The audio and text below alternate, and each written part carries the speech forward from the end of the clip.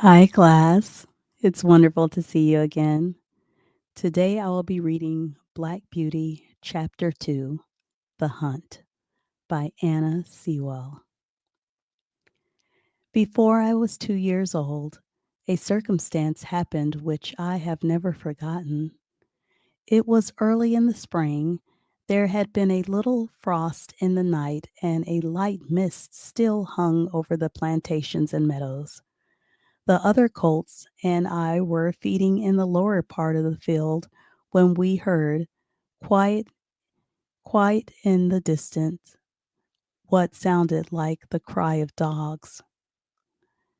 The oldest of the colts raised his head, pricked up his ears, and said, "There are the hounds!" and immediately cantered off, followed by the rest of us, to the upper part of the field, where we could look over the hedge and see several fields beyond. My mother and an old riding horse of our master were also standing near and seemed to know all about it. "They have found a hare," said my mother, "and if they come this way, we shall see the hunt." By the way, a hare is a rabbit. So the hound dogs are hunting for a rabbit. Soon the dogs were all tearing down the fields of young wheat next to our meadow. I never heard such a noise as they made. They did not bark, nor howl, nor whine, but kept up a yo, yo, oh, oh, yo, yo, oh, oh, at the top of their voices. After them came a number of men on horseback, some of them in green coats, all galloping as fast as they could. The old horse snorted and looked early after them, and we young colts wanted to be galloping with them. When they say galloping, that's like what they call horses running.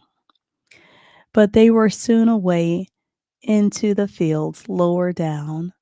Here it seemed as if they had come to a stand. The dogs left off barking and ran about in every direction with their noses to the ground. "They have lost the scent," said the old horse. "Perhaps the hare will get off." "What hare?" I asked. "Oh, I don't know what hare. Possibly it may be one of our own hares out of the plantation. Any hare they can find will do for the dogs and men to run after." Before long the dogs began their yo, yo, oh, oh again, and back they came all together at full speed, making straight for our meadow at the part where the high bank and hedge overhung the brook. "Now we shall see the hare," said my mother, and just then a hare, wild with fright, rushed by and made for the plantation. On came the dogs, followed by the huntsmen. The dogs burst through the bank, leaped the stream, and came dashing across the field. 6 or 8 men leaped their horses clean over the hedge and stream, followed close upon the dogs. The hare tried to get through the fence, but it was too thick, and she turned sharp round to make for the road. Alas! It was too late. The dogs were upon her with their wild cries. We heard one shriek, and that was the end of her. One of the huntsmen rode up and whipped off the dogs, who would soon have torn her to pieces. He held her up by the leg, torn and bleeding, and all the gentlemen seemed well pleased. As for me, I was so astonished that I did not at first see what was going on by the brook. But when I did look, there was a sad sight. 2 fine horses were down. One was struggling in the stream, and the other was groaning on the grass. One of the riders, covered with mud, was getting out of the water. The other lay quite still. "His neck is broken," said my mother, And serve him right, too, said one of the colts. I thought the same, but my mother did not join with us. And when they say colts, that's another name for horse, a type of horse. Well, no, she said, you must not say that. But though I am an old horse and have seen and heard a great deal, I never yet could make out why men are so fond of this sport. And the sport she's talking about is hunting. They often hurt themselves, spoil good horses, and tear up the fields. And all this for a hare, a fox, or a stag that they could get more easily some other way. But we are only horses and don't understand. Whilst my mother was also saying this, we stood and looked on. Many of the riders had gone to the young man, but my master, who had been watching what was going on, was the first to raise him. His head fell back and his arms hung down, and everyone looked very serious. There was no noise now. Even the dogs were quiet and seemed to know that something was wrong. They carried him to our master's house. I heard afterwards that the young fellow was George Gordon, the squire's only son, a fine tall young man, and the pride of his family. People were now riding off in all directions to the doctor's, to the farrier's, and no doubt to Squire Gordon, to let him know about his son. When Mr. Bond, the farrier, came to look at the black horse that lay groaning on the grass, he felt him all over and shook his head. One of the horse's legs was broken. Then some one ran to our master's house and came back with a gun. Presently there was a loud bang and a dreadful shriek, and then all was still. The black horse moved no more. My mother seemed much troubled. She said she had known that horse for years. His name was Rob Roy, a good, bold horse with no vice in him, meaning no wickedness in the horse. The horse was a good horse. Afterwards, she never would go to that part of the field. Not many days after, we heard the church bell tolling for a long time, so the bell was ringing.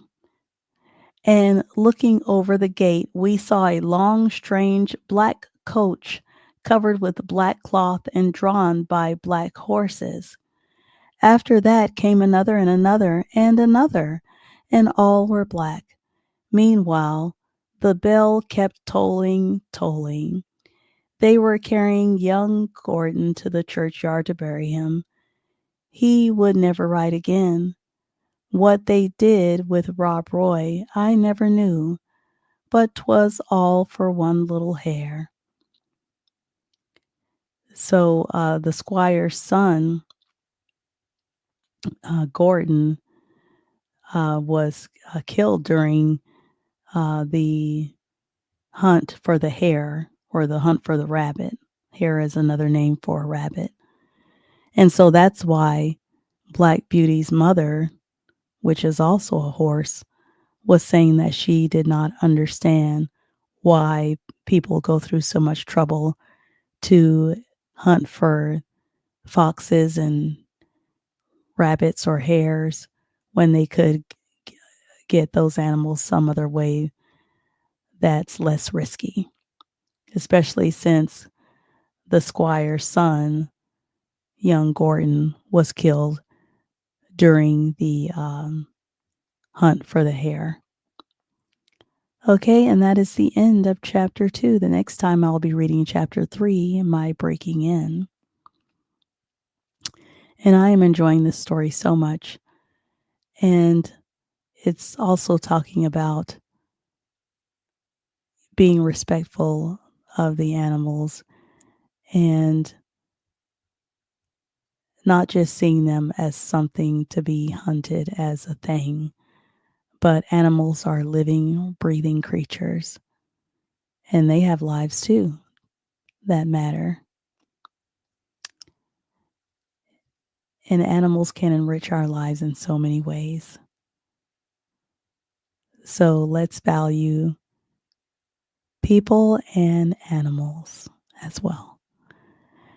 If you haven't already subscribed to my channel, Adult Literacy and English Language, I want to encourage you to subscribe to my channel. Let me go back to the beginning of chapter 2. And if you would give this video a thumbs up, I would really appreciate it. Also, from now on in these chapters, including this chapter 2, I want you to write in the comments section any new words that you learn. And also look up the definition of those words and see if you can use them in a sentence, because we're working on increasing our vocabulary. And certainly as I read, you want to follow along.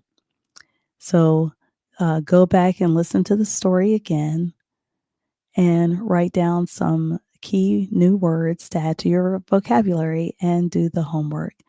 And I look forward to reading your responses in the comments section. And let me know if you're enjoying the story. You can also write in the comments section what you are enjoying about the story, or just write any comments that you want to write on the story. Give the video a thumbs up, share this story on your social media with someone who you know is learning to read, and I will see you all in the next one, Lord willing. Thanks for watching. Bye.